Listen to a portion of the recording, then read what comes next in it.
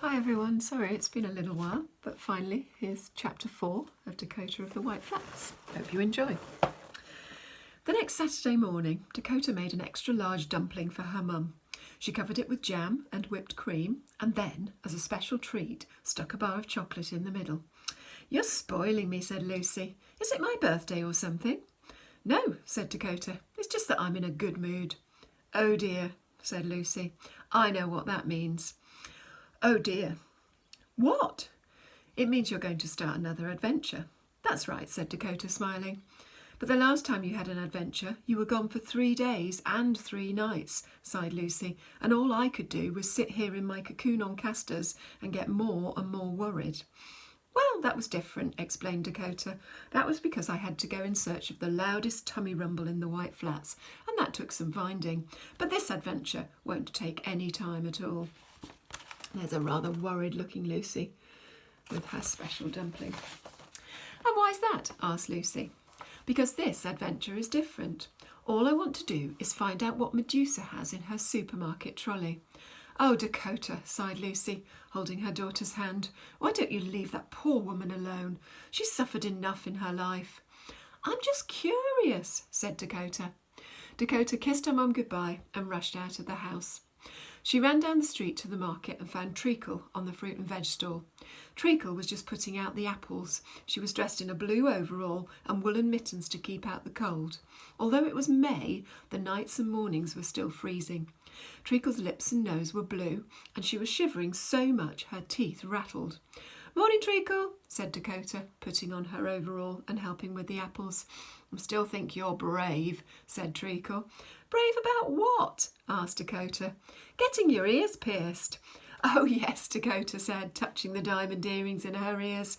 "I was very brave. The pain was unbearable, but I didn't cry or complain. Not once." Then she stared at Treacle. "Did you tell Medusa about the earrings yesterday?" she asked. "Yes," Treacle replied. "I told her just as I was throwing some rubbish into the broken water fountain." "And what did she say?" "Nothing. She just smiled and nodded. But she knows you'll work with me on that stall today. You can be sure she'll come." Treacle's mother, Pat, came up. She was carrying a box of cabbages. "Help me spread these cabbages out, Dakota," said Pat. Dakota took a couple of cabbages and started to put them on the vegetables section of the stall.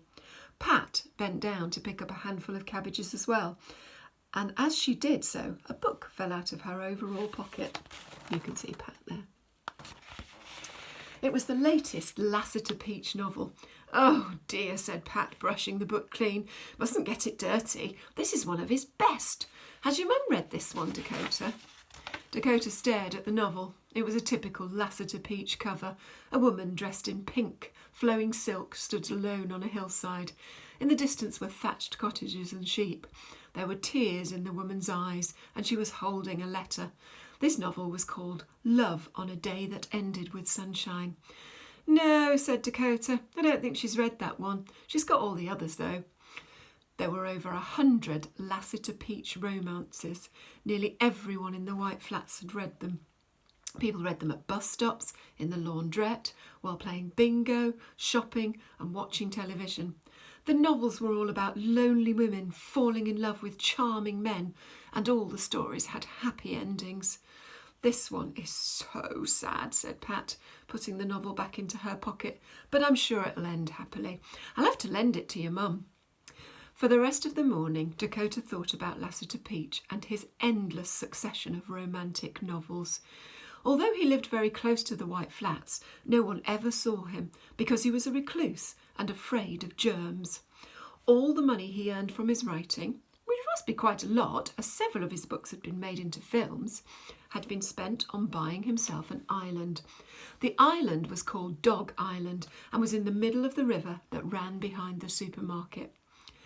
Lassiter Peach had built a house on Dog Island, although hardly anyone had seen it close up because of Lassiter Peach's fear of germs. It was reported to be like a fortress. 1 or 2 people had tried to break in because Lassiter was one of the richest men, if not the richest, in the world, but no one had succeeded. Dakota was shaken out of her thoughts by Treacle tugging at her sleeve. "What is it?" said Dakota angrily. And you can see the fountain in the middle of the White Flats.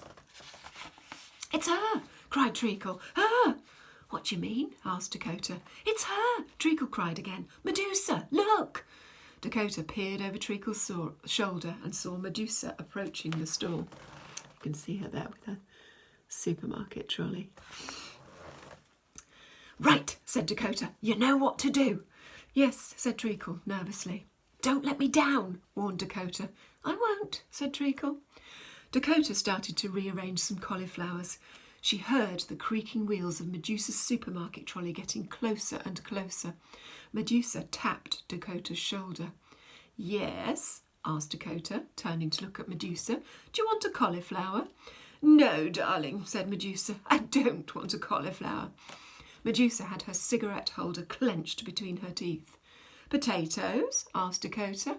"No," replied Medusa, staring intently at Dakota's newly pierced ears. "I don't want potatoes." "Some fruit, then?" asked Dakota, backing away from Medusa. Medusa followed her.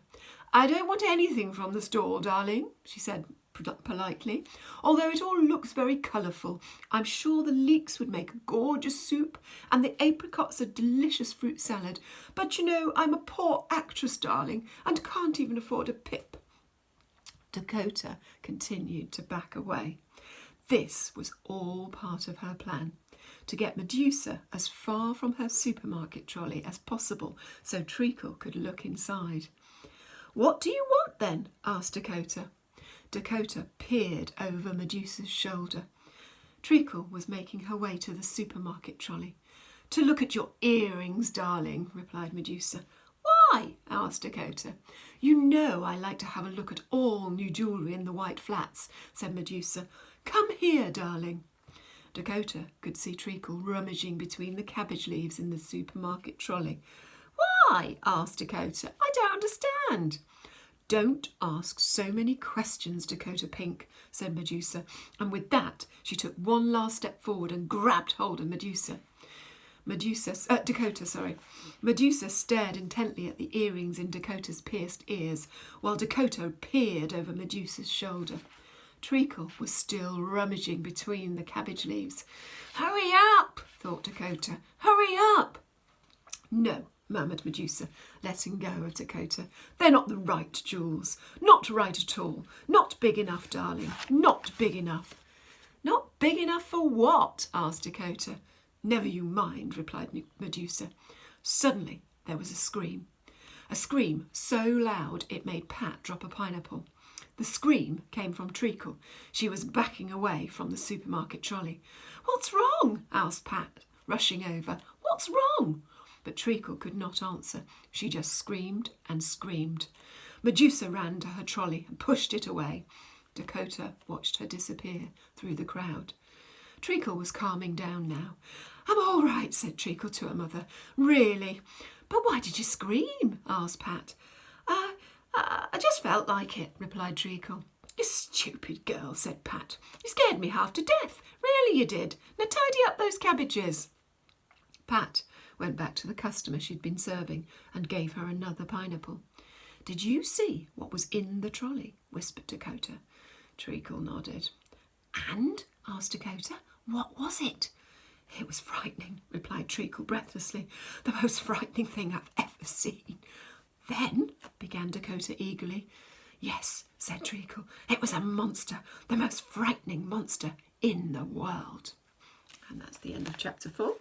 See you again for chapter 5.